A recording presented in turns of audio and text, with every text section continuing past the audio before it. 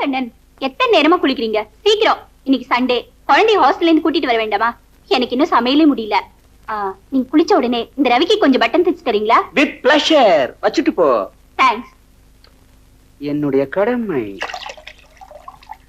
ஏன் சார், நீங்க உங்க பொண்டாட்டி ரவிக்கு பட்டன்லாம் தைச்சு கொடுப்பீங்களா? ஓ, புருஷனுடைய சட்டைக்கு பொண்டாட்டி பட்டன் தைக்கலாம், பொண்டாட்டியோட ரவிக்கு புருஷன் பட்டன் தைக்க கூடாதா? Come on tell me. அதுல பொம்பளைங்க சில காரியம் பண்ணணும், ஆம்பளைங்க சில காரியம் பண்ணணும்னு இருக்குல்ல. அப்படி பார்த்தா பொம்பளையோட ரவிக்கு தைக்கிற டெய்லரே ஒரு ஆம்பளை தானே. சோ எவனோ ஒரு ஆம்பளை என் பொண்டாட்டிக்கு ரவிக்கியே தைக்கிறான், நான் அவ புருஷன், ஆஃப்டர் ஒரு பட்டன் தைக்க கூடாதா? பாருப்பா, புருஷனுக்கும் பொண்டாட்டிக்கும் பெர்ஃபெக்ட் அண்டர்ஸ்டாண்டிங் இருந்தா உள்பாவாடைக்கு நாடா கூட தைக்கலாம், தப்பில்லை.